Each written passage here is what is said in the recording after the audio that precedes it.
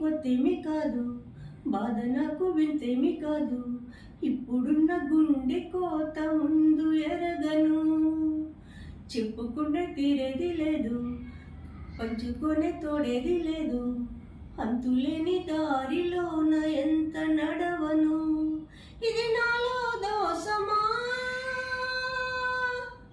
ఆ దేవుని శాపమా, విధి ఆడే జూదమా. మనసంటే మాయేనా, మాటలే రాని వేళ పాట ఎలా పాడను. కంటిలో కడలి నెల ఎంతసేపు ఆపను.